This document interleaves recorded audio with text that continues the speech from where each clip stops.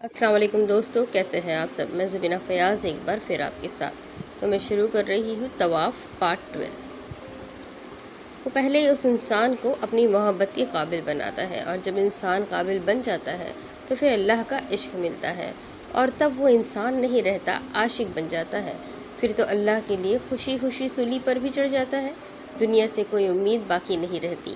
یہی عشق تھا جو نبی پاک صلی اللہ علیہ وسلم میں تھا، صحابہ کرام میں تھا، کہ انہیں دنیا اچھی ہی نہیں لگتی تھی۔ یہی عشق کربلا میں نظر آیا کہ جب حضرت امام حسین کے سامنے ان کے خاندان کو شہید کیا جا رہا تھا، آل نبی صلی اللہ علیہ وسلم کو شہید کیا جا رہا تھا، تو امام حسین پھر بھی سجدہ ریز ہوئے اور کہنے لگے کہ اللہ، تو نے جو کیا میں تجھ سے راضی ہوں، کیا تو مجھ سے راضی ہے؟ یعنی اپنے جگر کے ٹکڑوں کو قربان کرنے کے بعد بھی یہ پوچھا جا رہا تھا، کیا اللہ تو مجھ سے راضی ہے؟ سبحان اللہ! یہ ہے عشق، اور یہی عشق ہو سکتا ہے۔ جب آہل کو ہوش آیا تو خود کو نرم بستر پر پایا، گرم لحاف میں لپٹا ہوا تھا، کوئی اس کے سر پر پٹیاں رکھ رہا تھا۔ آہل کا بالکل دل نہیں کیا کہ وہ آنکھیں کھولے، وہ ابھی تھوڑی دیر اس دنیا میں نہیں آنا چاہتا تھا۔ اب جب وہ اٹھے گا تو پوری کائنات بدل چکی ہوگی، اب وہ بھی بدل چکا ہوگا۔ کیا اللہ نے اسے معاف کیا ہوگا؟ کیا اس نے بخش دیا ہوگا؟ وہ یہی سوچ رہا تھا۔ اس نے پھر فوراً آنکھیں کھول دی۔ ریشم سرہانے بیٹھے سر پر پٹیاں رکھ رہی تھی۔ آہل، اللہ کا شکر ہے تم نے آنکھیں تو کھولی، میں بہت پریشان ہو گئی تھی، اگر تم مزید 10 منٹ نہ اٹھتے تو میں تمہیں ہسپتال لے جانے والی تھی، وہ روحان سی ہو کر کہہ رہی تھی۔ آہل آنکھیں کھولے آس پاس دیکھ رہا تھا۔ تم جب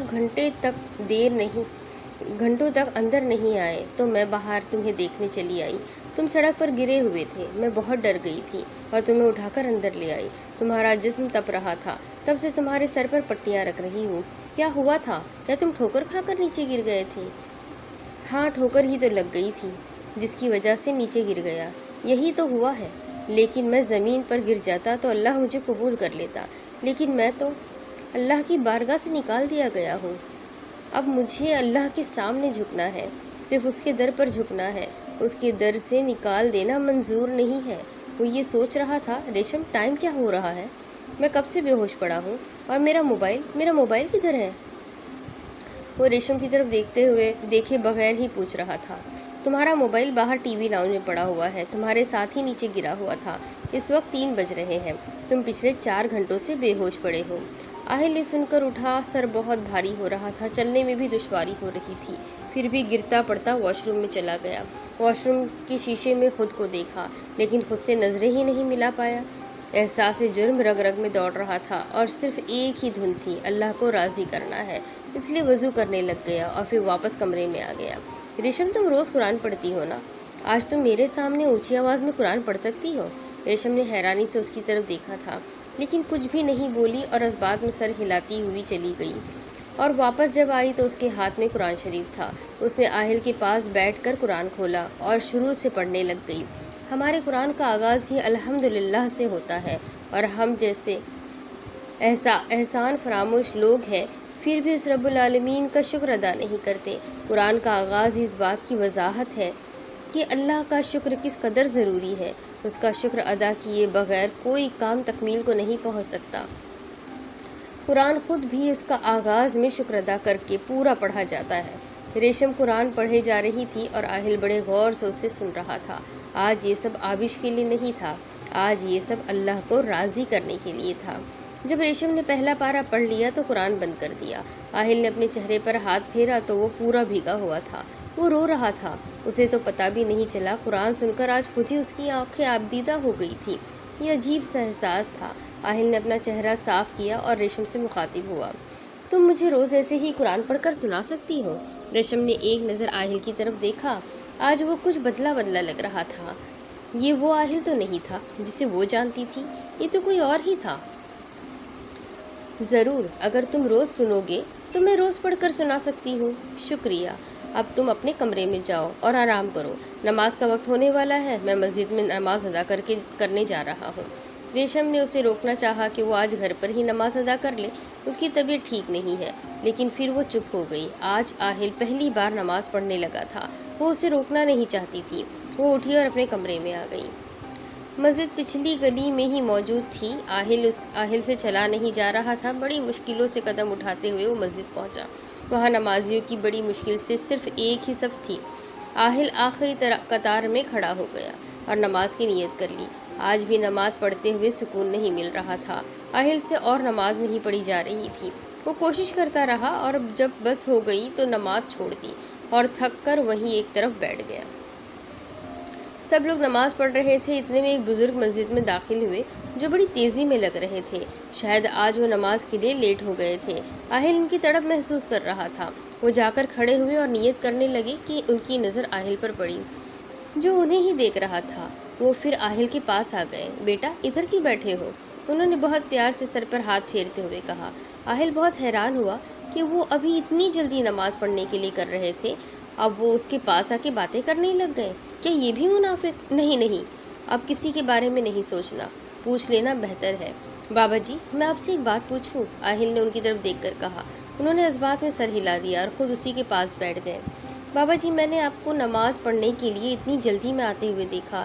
میں نے ادھر بیٹھ کر آپ کی تڑپ محسوس کی تھی، لیکن اب آپ نماز چھوڑ کر میرے پاس آ کر بیٹھ گئے ہیں۔ اب آپ کو نماز نہیں پڑھنی؟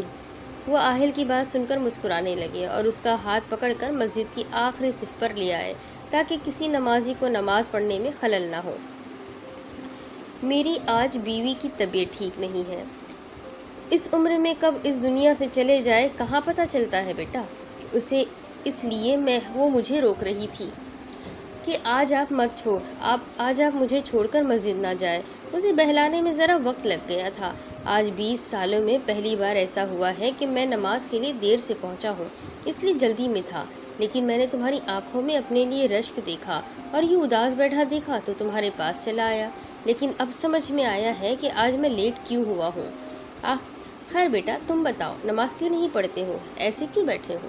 آہل تھوڑی دیر خاموشی سے منہ نیچے کر کے بیٹھا رہا، پھر ویسے ہی بولا، بابا جی مجھے نماز میں سکون نہیں ملتا، اس لیے میرے سے نماز نہیں پڑھی جا رہی۔ بابا جی نے اس کی بات غور سے سنی تھی۔ او جھلے، تجھے نماز میں سکون نہیں ملتا تو تو نے نماز پڑھنا چھوڑ دی اور یہاں بیٹھ گیا، تو یہاں بیٹھ کر تجھے سکون مل رہا ہے؟ آہل نے نفی میں سر ہلا دیا۔ تو پھر بیٹا اٹھ اور نماز پڑھ، تو نے نماز میں سکون لے کر کیا کرنا ہے؟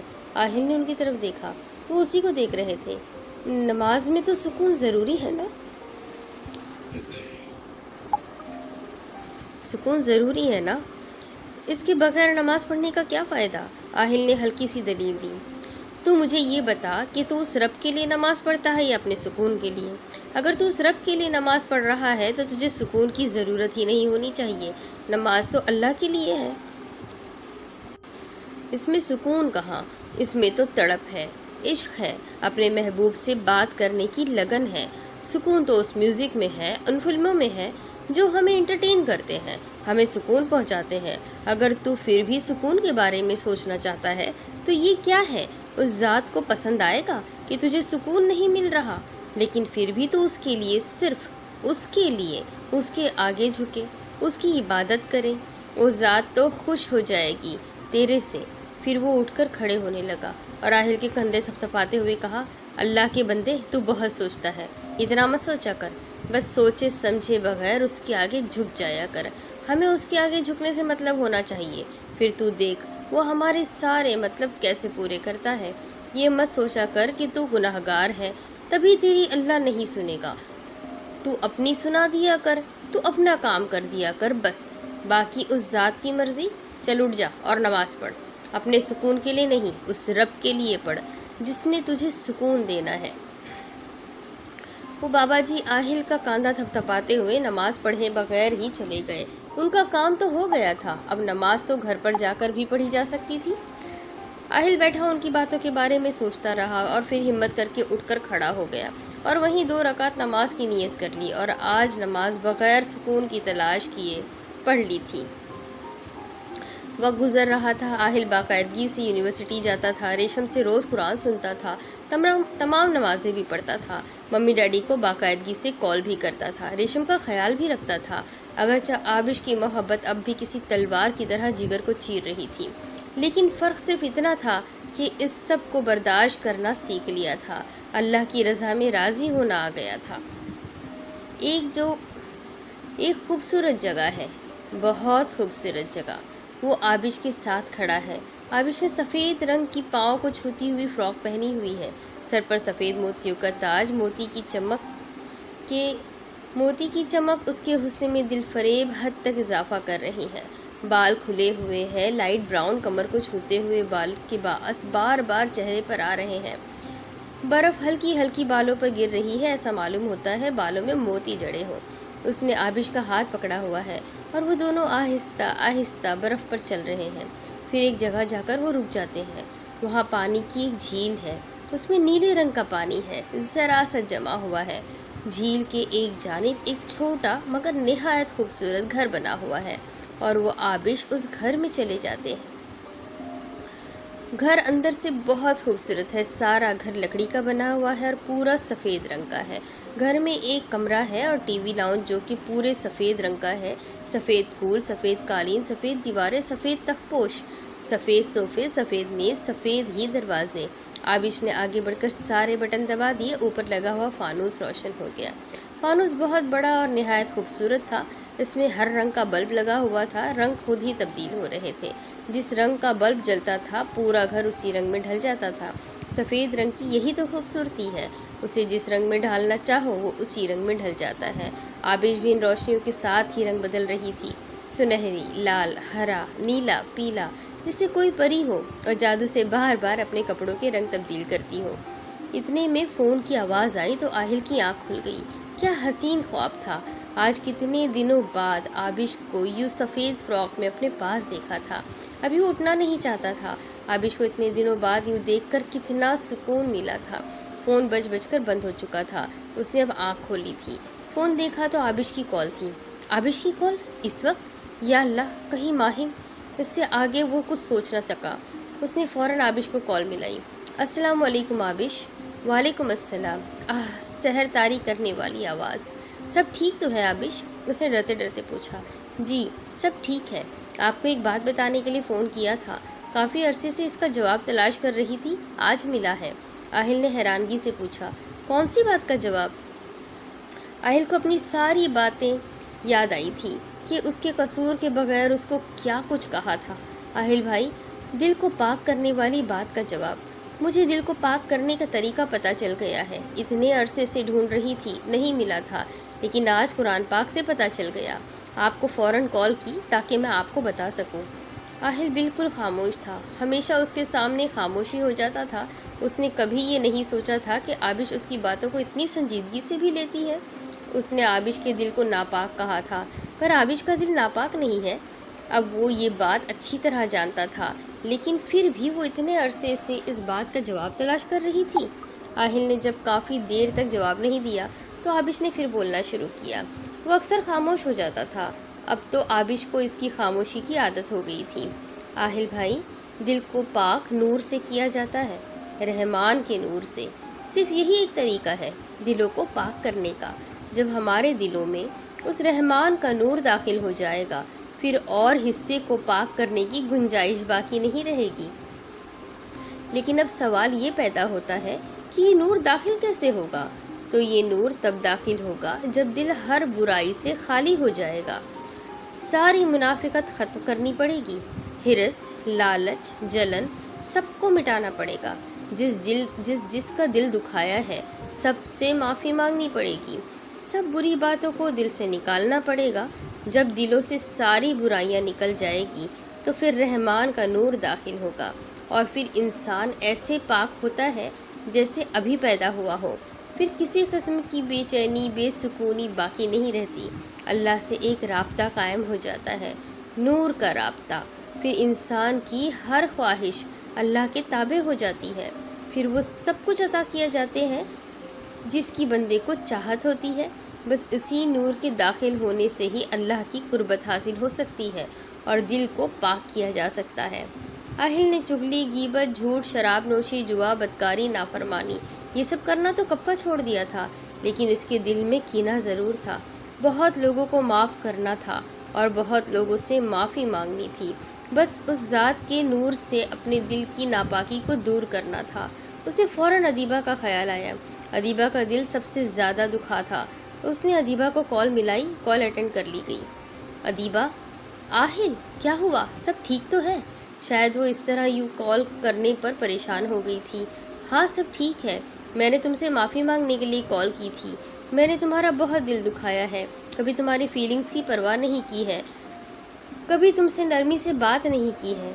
अदीबा, मैं अपने सारे जुल्मों की तुमसे माफ़ी मांगता हूँ। मुझे माफ़ कर दो। मुझे अल्लाह माफ़ नहीं कर रहा, शायद इसलिए कि तुमसे माफ़ी नहीं मांगी थी। अब तुम माफ़ कर दोगी तो अल्लाह भी मुझे माफ़ कर देगा। आहिल बहुत कर्ब से कह रहा था। आहिल, तुम माफ़ी भी मांग रहे हो तो अपने फ़ायदे के लिए मांग रहे हो। हमेशा हर चीज़ में अपना फ़ायदा ढूंढते हो, कभी किसी और के फ़ायदे का भी सोच कर देखो। अपने लिए ही हमेशा जीते आए हो, कभी दूसरों के लिए भी जी कर देखो। एक बार खुद को एक तरफ रखकर दूसरों के लिए जियो, फिर देखना कैसे अल्लाह राज़ी होगा, कैसे वो तुम्हें माफ़ कर देता है। तुम्हारी मोहब्बत ने मुझे ये बात सिखा दी है कि दूसरों के लिए जीना ही सब कुछ है, लेकिन तुम्हें ये अब तक समझ नहीं आई। रही बात तुम्हें माफ़ करने की, तो आहिल मैं तुम्हें माफ़ कर चुकी हूँ, दिलो जान से माफ़ कर चुकी हूँ। तुम भी खुद को माफ़ कर दो, अपनी अना को ख़त्म कर दो। हर चीज़ में अपना फ़ायदा मत ढूंढा करो। देखना फिर सुकून भी मिलेगा और अल्लाह फिर तुम्हें माफ़ भी कर देगा। खुद ही से जब बाहर निकलोगे तो सुकून पाओगे। अपना नफ्स मार दो, ये नफ्स ही इंसान का सबसे बड़ा दुश्मन है। यही इंसान को हर बुराई की तरफ राग़िब करता है। इसे ख़त्म कर दो, आजिज़ी इख्तियार कर लो, नर्म हो जाओ, फिर देखना कभी किसी से माफ़ी मांगने की नौबत ही नहीं आएगी। अदीबा क्या कह रही थी? क्या वो वाकई खुदगर्ज था? क्या वो वाकई हर चीज़ में अपना फ़ायदा ढूंढता था? हाँ, शायद ऐसा ही था। खुद ही से जब बाहर निकलोगे तो सुकून पाओगे। खुद ही से कैसे बाहर निकल सकता हूँ? मैं अपना आप मार दूंगा, नफ्स ख़त्म कर दूंगा। बस अल्लाह एक बार तो दिल का सुकून दे दे। वो ये कहता हुआ सिजदे में गिर गया और बिलक बिलक कर अल्लाह से माफ़ी मांगने लगा। जब रो रो कर दिल हल्का हो गया तो सजदे से सर उठा लिया। रेशम उसके साथ बैठी हुई थी और उसी को देख रही थी। आहिल ने जल्दी से आंसू साफ किए और सीधा होकर बैठ गया। क्या मांग रहे थे अल्लाह से? रेशम ने बहुत मान से पूछा। माफ़ी, बेख्याली में जवाब दिया। किस बात की माफ़ी? अब आहिल ने रेशम की तरफ देखा। अपने गुनाहों की माफ़ी, खुद को नफ्स का कैदी बनाए रखने की माफ़ी, हमेशा अपने ही बारे में सोचते रहने की माफ़ी, खुदगर्ज बनने की माफ़ी, इन सब गुनाहों की माफ़ी जो मैं कर चुका हूँ। आहिल की आंखें बात करते हुए आबदीदा हो गई। तो मिल गई माफ़ी? रेशम ने उससे फिर से पूछा। अल्लाह पाक नापाक लोगों से मुंह मोड़ लेता है, उन्हें माफ़ नहीं करता, उन्हें और गुनाह करने की ढील देता है। मुझे माफ़ी नहीं मिल रही और शायद कभी मिले भी ना, लेकिन मैं हमेशा ऐसे ही माफ़ी मांगता रहूँगा। आहिल, तुम नापाक नहीं हो। आहिल को लगा कि रेशम ने उसका भरम रखने के लिए कहा है। तुम मेरा दिल रखने के लिए मत कहो, मुझे अपना पता है। मैं सच में बहुत नापाक हूँ, दिल बहुत नापाक है, रहमान के नूर के काबिल नहीं है। ना तुम नापाक हो और ना ही तुम्हारा दिल नापाक है। इंसान की आंखें उसके दिल का आईना होती है और तुम्हारी आंखें तुम बहुत पाक है। तुम्हारी आंखों में बहुत शर्म है, पाकीज़गी है, तुम्हारी निगाहें भी पाकीज़ा है। तुम्हारा दिल अगर नापाक होता तो तुम्हारी निगाहें नापाक होती, लेकिन ऐसा नहीं है। तुम्हें एक बात बताओ आहिल, मैं तुम्हें कभी नहीं बताती थी, लेकिन शायद इस बात के बताने से तुम्हारी कुछ तकलीफ़ कम हो जाए। तुम्हारा हर लम्हे का तड़पना, हर लम्हे का रोना मुझसे बर्दाश्त नहीं होता। फिर वो चुप हुई थी, जैसे हिम्मत बांध रही हो। तुम्हें पता है, तुम्हारी नज़रों में इज्जत है, बहुत एहतराम है। तुम जब देखते हो तो तुम्हारी नज़रों में शर्म होती है और ये पाकीज़गी की अलामत है आहिल। और तुम्हारी इस पाकीज़गी की वजह से मुझे तुम्हारी नज़रों से इश्क हो गया है। आहिल ने उसे ऐसे देखा जैसे उसने कोई बहुत खौफनाक बात कह दी हो। आहिल, तुम नापाक नहीं हो। आहिल को लगा कि रेशम ने उसका भ्रम रखने के लिए उसे कहा, मुझे तुम्हारी नज़रों से इश्क हो गया है। इश्क? रेशम, इश्क? नहीं नहीं, ऐसे मत कहो। तुम ये नहीं कर सकती। मैं कभी तुमसे मोहब्बत नहीं कर सकता। तुम अपने पर ये जुल्म मत करो। आहिल, आहिल, मैंने आपसे कब कहा है कि आप मुझसे मोहब्बत करें? और जब मुझे आपकी नज़रों से इश्क हुआ था तब मेरे दिल ने शर्त नहीं रखी थी कि आपको भी मुझसे मोहब्बत में गिरफ्तार होना पड़ेगा। मैंने तो आपको ये कभी महसूस भी होने नहीं दिया لیکن آپ کا روز روز کا تڑپنا دیکھ کر میں بتانے پر مجبور ہوئی ہوں۔ آپ کی محبت میرے دل میں ہی قید رہے گی۔ میں وعدہ کرتی ہوں آپ کو مجھ سے کبھی محبت کرنے پر فورس نہیں کروں گی۔ آہل اس کی شکل دیکھ رہا تھا۔ اس میں اتنی ہمت کیسے تھی؟ آہل کیسے محبت پانے کے لیے پچھلے 10 سال سے تڑپ رہا تھا، اور وہ کتنی آسانی سے اپنی محبت کو اپنے دل میں رکھ لے گی؟ وہ کتنی مضبوط تھی۔ اس نے بھی تو آبش سے محبت کے وقت یہ شرط نہیں رکھی تھی کہ آبش کو بھی اسے چاہنا ہوگا۔ اس کو تو محبت ہو گئی تھی، لیکن اس نے یہ ہمیشہ چاہا کہ آبش بھی اس سے محبت کر لے۔ اسے آج سمجھ میں آیا کہ وہ غلطی پر تھا۔ وہ ہمیشہ سے غلط تھا۔ اس نے محبت میں بھی خود غرضی سے ہی کام لیا تھا، تبھی یہ سب ہو رہا تھا، تبھی اتنی اذیت مل رہی تھی۔ محبت کو محبت نہیں رہنے دیا، اپنی انا کا مسئلہ بنا لیا۔ محبتیں جب انا بن جائے تو وہ سکون اور خوشی نہیں دیا کرتی، وہ تو پھر صرف دکھ، تکلیف، رنج دیا کرتی ہے۔ آہل نے ایک ہاسپٹل میں جاب کرنا شروع کر دی تھی، اور ساتھ ساتھ وہ قرآن پاک بھی حفظ کر رہا تھا۔ وہ نور رحمان کو پانے کے لیے جو کچھ کر سکتا تھا کرنا چاہتا تھا، اور وہ اور ریشم اکثر رات کو دیر تک بیٹھ کر قرآن پاک کی تفسیر بھی پڑھا کرا کرتے تھے۔ یہ سب کرنے سے دل کو قرار ملتا تھا، یعنی اس کا راستہ سیدھا تھا، لیکن ابھی رحمان کے نور تک نہیں پہنچ سکا تھا۔ ریشم کو بھی اسکالرشپ مل گئی تھی۔ وہ بہت خوش تھی۔ جس دن ریشم کو اسکالرشپ ملی تھی، اس رات کو ریشم نے آہل سے پوچھا، آہل ایک بات پوچھوں؟ ہاں پوچھو۔ آہل لیپ ٹاپ پر بیٹھا کام کر رہا تھا، اس لیے ریشم کو دیکھے بغیر جواب دیا، کیا وہ بہت خوبصورت ہے؟ کون؟ آہل سمجھا نہیں۔ وہی جس سے تم اتنی شدت سے محبت کرتے ہو۔ آہل کے لیپ ٹاپ پر چلتے ہوئے ہاتھ رک گئے۔ تمہیں میری محبت کا کس نے بتایا؟ آہل، اس میں بتانے والی کیا بات ہے؟ عشق اور مشق چھپائے نہیں چھپتے، اور تم تو ویسے ہی مجنوں بنے پھرتے ہو۔ تمہارے چہرے سے تو صاف ظاہر ہوتا ہے کہ تم کسی سے بے انتہا محبت کرتے ہو۔ آہل اس کی بات سن کر سوچوں میں ڈوب گیا۔ اسی بیوٹیفل فیری کی جادو نگری میں آج کتنے دنوں بعد وہ وہاں گیا تھا۔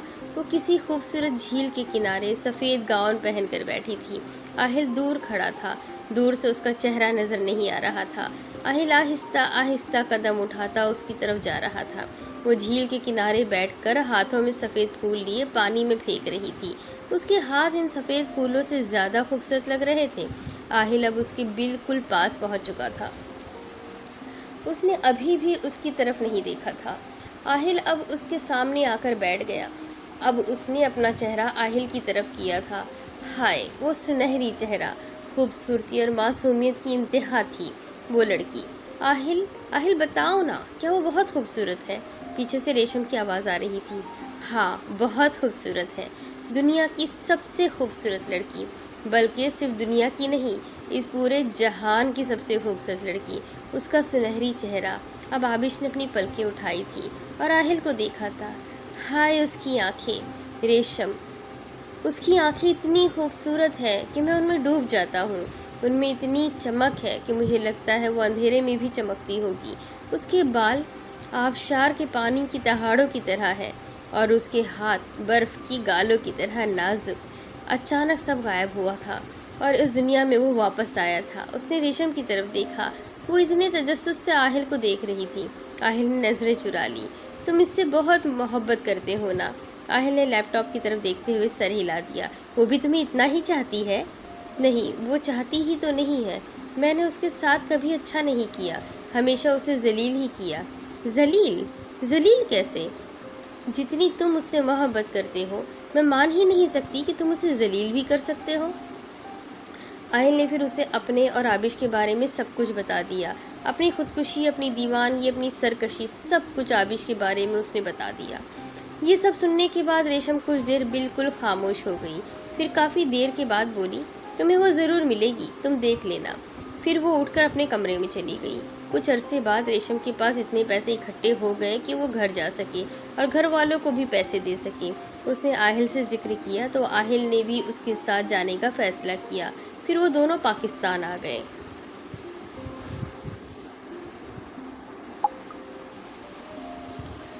اب دوسری طرف ماضی۔ آبش رو رہی تھی۔ یہ آہل نے آج کیا کہا تھا؟ منافق؟ وہ منافق تو نہیں تھی، اللہ آپ جانتے ہیں میں نے منافقت نہیں کی، میرا دل ناپاک نہیں ہے۔ آہل بھائی ایسا کیوں کہہ رہے ہیں؟ میں تو کسی غیر لڑکے کے ساتھ کہیں نہیں گئی، ہوٹل میں بھی نہیں گئی، میرے ساتھ تو حماد بھائی تھے۔ عابش اونچا اونچا بول رہی تھی جیسے اس کی آواز آہل تک پہنچ رہی ہو، پر آہل تو جا چکا تھا، آہل اس سے محبت ختم کر کے جا چکا تھا۔ ہائے یہ لفظ کتنے تکلیف دہ تھے۔ آہل عابش سے محبت نہیں کرتا؟ نہ جانے کیوں یہ سن کر عابش کو بہت دکھ ہوا تھا۔ آج آہل نے پہلی بار اس سے اس لہجے میں بات کی تھی۔ ہمیشہ نرم، بہت پیار سے نرم لہجے میں وہ اس سے بات کرتا تھا۔ بدلتے رویے کس قدر تکلیف دہ ہوتے ہیں۔ آج کوئی عابش سے پوچھتا، وہ منافق نہیں تھی، اس کا دل ناپاک؟ کیا اس کا دل ناپاک؟ واقعی ناپاک؟ آج اچانک اسے ایک عجیب سا خدشہ محسوس ہوا۔ اگر اس کا دل ناپاک ہو گیا ہے تو اسے کیسے پاک کرے؟ اسے واقعی نہیں پتا تھا کہ اگر دل ناپاک ہو جائے تو اسے کیسے پاک کیا جا سکتا ہے۔ اگر آنکھیں ناپاک ہو جائے تو انہیں اللہ کے خوف سے جھکا دینا چاہیے۔ اگر زبان ناپاک ہو جائے تو اللہ کے ذکر سے پاک ہو جاتی ہے۔ اگر ہاتھ ناپاک ہو جائے تو بغاوت پر اتر آئے تو انہیں باندھ کر نماز کے لیے کھڑے ہو جانا چاہیے۔ اگر سر ناپاک ہو جائے تو اسے سجدے کا نشہ پلا کر پاک کر دینا چاہیے۔ اگر کان بری بات سننے کے عادی ہو جائے تو اللہ کا کلام سنا کر انہیں پاک کیا جا سکتا ہے۔ اگر دل ناپاک ہو جائے تو کیا کرنا چاہیے؟ وہ یہاں آ کر اٹک گئی تھی۔ دل کو کیسے پاک کیا جائے گا؟ اس ساری رات وہ اسی بارے میں سوچتی رہی۔ اس نے ٹھان لی تھی کہ وہ دل کو پاک کرنے کا طریقہ ڈھونڈ کے رہے گی۔ اسے آہل سے بھی ہمدردی تھی، کہیں نہ کہیں وہ خود کو بھی اس کی حالت کا ذمہ دار سمجھتی تھی، لیکن جب تک دل کو پاک کرنے کا طریقہ پتہ نہیں چل جاتا اور وہ یہ ثابت نہیں کر دیتی کہ وہ ناپاک نہیں ہے، تب تک وہ آہل سے رابطہ نہیں کرے گی اور نہ ہی طلاق کا مطالبہ کرے گی۔ لیکن اگر کبھی خود آ گئے تو وہ انہیں ساری حقیقت بتا دے گی کہ وہ حماد بھائی تھے جن کو وہ اس کے لیے غیر محرم سمجھ کر منافق کہہ رہے تھے۔ عابش نے FSC کے پیپرز دیے تھے اور آج کل وہ فری تھی، اس لیے وہ اکثر بیٹھ کر دل کو پاک کرنے کے طریقے سوچتی رہتی تھی۔ وہ آہل کے بارے میں سوچا کرتی تھی۔ نکاح اور سچی محبت میں کشش ہی اتنی ہوتی ہے کہ وہ محبوب کے دماغ میں نہ چاہتے ہوئے بھی عاشق کا خیال بار بار آتا ہے۔ کہیں نہ کہیں عابش کے دل میں بھی آہل کے لیے جگہ تھی۔ جب بھی گھر میں آہل سے طلاق لینے کی بات ہوتی تو وہ منع کر دیتی تھی کہ ابھی نہیں، اتنی جلدی بھی کیا ہے، آہل بھائی خود ہی دے دیں گے۔ وہ اس سب کو ہمدردی سمجھتی تھی، لیکن یہ ہمدردی سے کچھ زیادہ ہی تھی۔ اب اس کے آگے کی سٹوری میں آپ کو اگلی قسط میں سناتی ہوں کہ آگے کیا ہوگا۔ تب تک کے لیے میرے ساتھ بنے رہیں، چینل کو سبسکرائب کر لیجئے، بیل آئیکن کو ضرور دبا دیجئے۔ اگلی قسط میں پھر ملیں گے، تب تک کے لیے اللہ حافظ۔